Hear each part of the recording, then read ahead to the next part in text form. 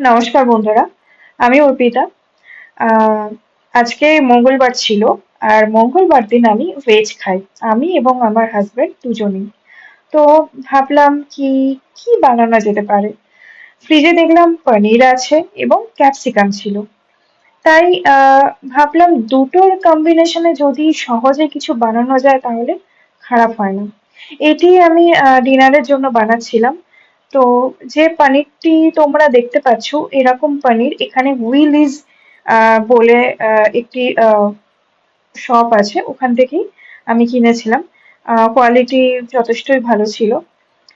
তো পনিরটিও আমি আমার মতো করে কিউব কিউব করে কেটে নিচ্ছি, এবং দুটো কাটা হয়ে গেলে এই রান্নার যে মেন যে বেসটা, সেটা আমি তৈরি করে নেব।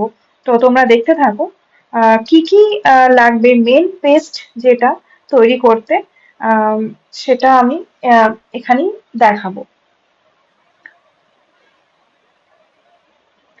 আম, হ্যাঁ, আমি একটু কার্টুন দেখতে দেখতে বা শুনতে শুনতে, দেখতে পাই না, শুনতে শুনতে আমি রান্না করতে ভালোবাসি। তো এখানে আমি নিয়ে নিয়েছি সল্টেড কাজু, একটু চার মগজ,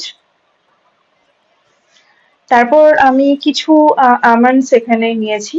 এই মোটামুটি চার পাঁচটার মতো নিয়েছি। তারপরে আমি এখানে কিশমিশ নিয়েছি। তো বেশি দিইনি, অল্প পরিমাণেই দিয়েছি। তো এটা প্রথমে শুকনো ভাবে আমি হ্যাঁ, পোস্ত আমি এখানে দিয়েছি সামান্য। তো পোস্তর ফ্লেভার যেহেতু খুব স্ট্রং, তো আমি সামান্যই দিয়েছিলাম।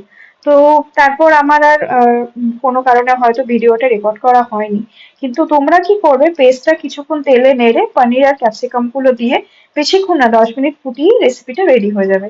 এখানে মিষ্টি আলুটাকে আমি